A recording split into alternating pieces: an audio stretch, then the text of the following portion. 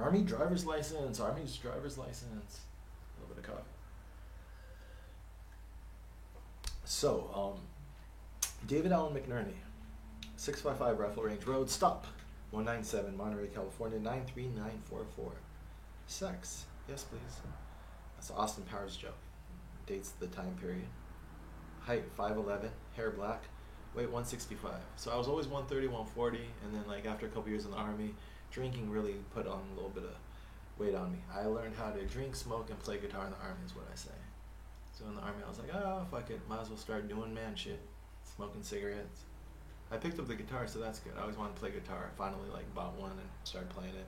I went drinking, like I never went to these high school parties and did stuff, but in the Army it's like, alright, gotta be one of the boys.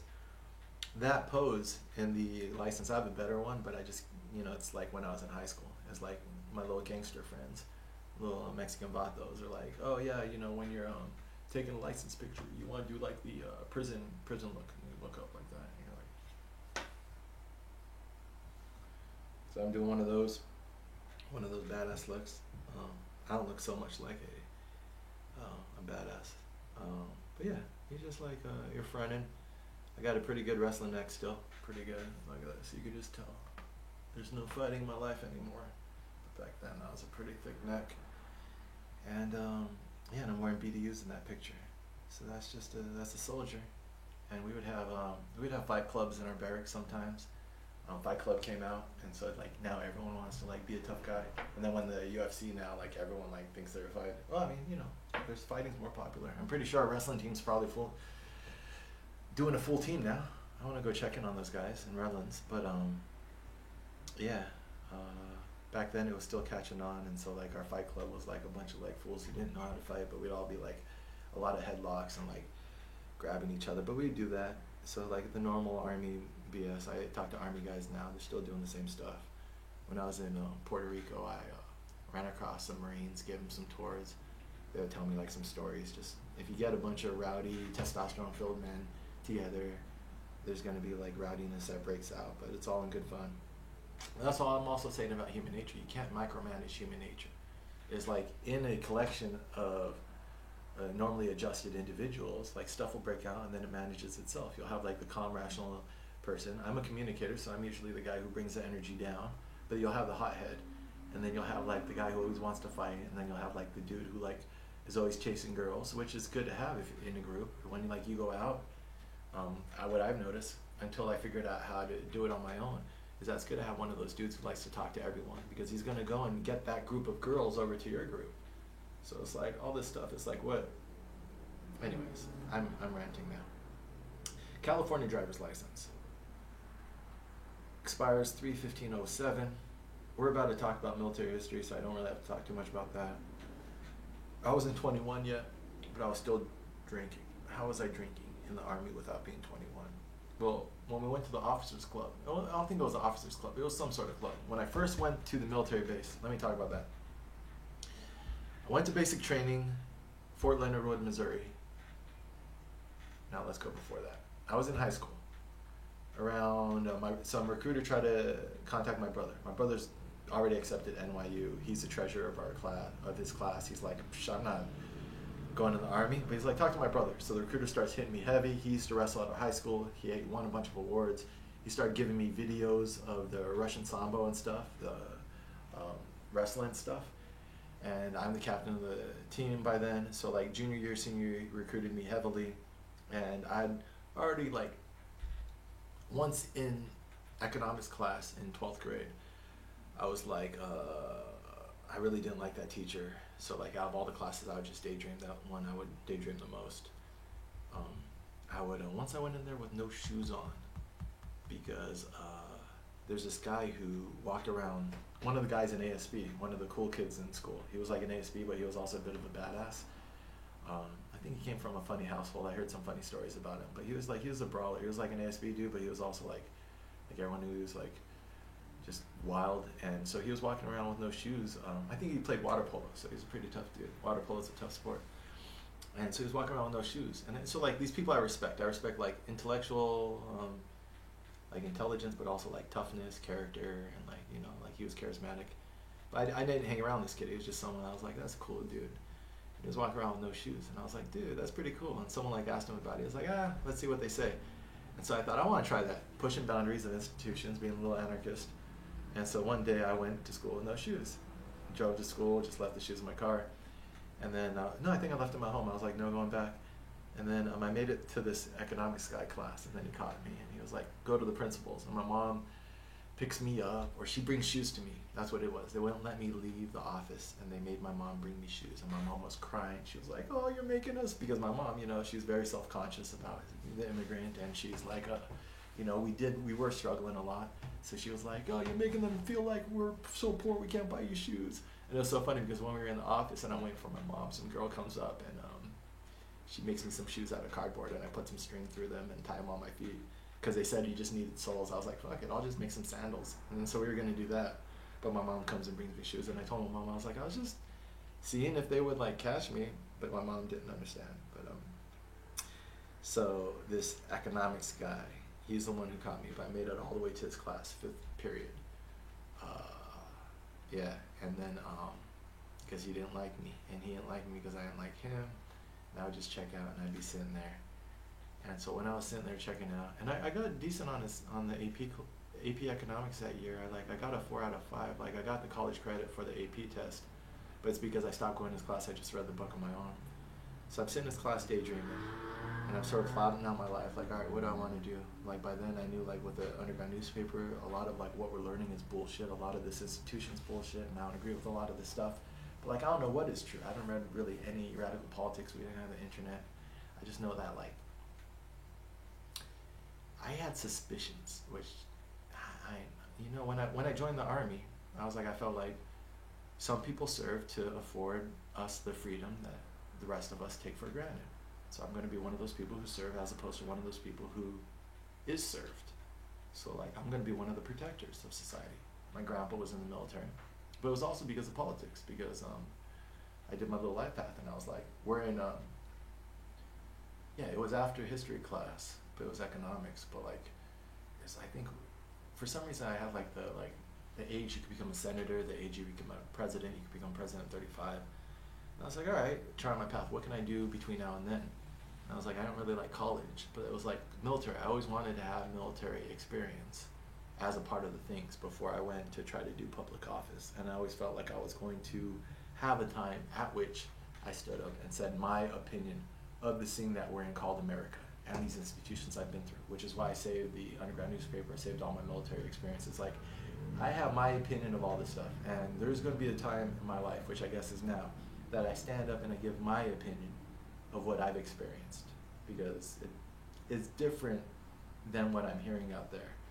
And that's a big reason why I went in the military. And the reason why I bring up these people, why I bring up that guy, the economics teacher, and these other ones, is like, we have dominant culture, we have narratives, and we have people who uphold those narratives, and then we have character. And how is truth established? Truth is established through us coming together and sharing my reality with your reality, and we have the shared reality.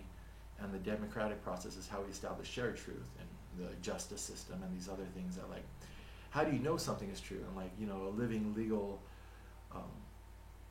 the body of law is like, it's always like, we could overturn past rulings with new discoveries or new, like right now we're talking about legalizing marijuana across the nation. A lot of states are doing it. And so truth isn't static. Truth is a shared reality. And even scientific truth, new experiments, new hypotheses. And so that's one way to establish truth. But another way is you have leaders and elders who you look to. And so this teacher who's like, he's a person who establishes truth in our society for the people who are in his class. And this guy he was a dick, and I knew his character was bad. And so that's one of the reasons why I didn't do so well in the army. I look around, I'm like, I don't like the character of my command. When George Bush was elected president, George Bush Jr., it's 2000. Me, even as a kid, is like, I don't like this guy's character. He's a dumbass. This is supposed to be our president. How could this guy make it to the highest level without the whole thing being bullshit? I don't even know how kids look at Trump, because that's like exponentially even worse. I mean, like, from what I know about Trump running his businesses and what I know about George Bush Jr. running his businesses, he wasn't as bad as Trump. Trump is just a blatant, con man.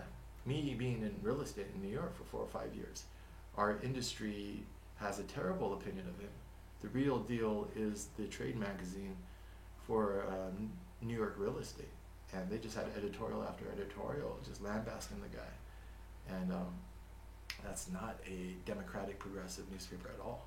That's like a real estate trade newspaper. They have no respect for him.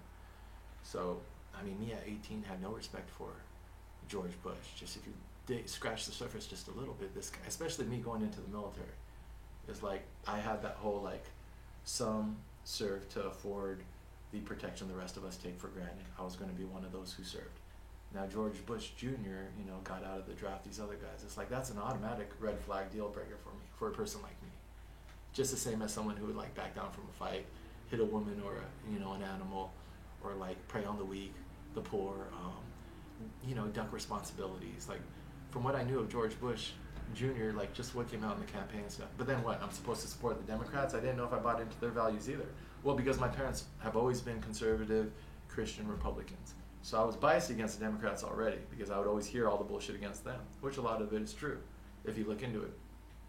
And that's one of the issues with these culture wars, is that both sides hold truth. It's like the best summary is what the saying that came out of Russia. What they told us about communism was a lie, but everything they told us about capitalism was true. Usually there's a lot of truth in the negatives about the enemies, but then the falsehoods are the fact that they're going to save you, because these people might just be preying on you as well, just different lies, and that's what you see in the political spectrum. A lot of what the Republicans say against the Democrats is true. The more, not like Michelle Obama is a man and blah blah blah, and Hillary Clinton kills people, maybe she does, whatever, but like stick to the fat juicy middle.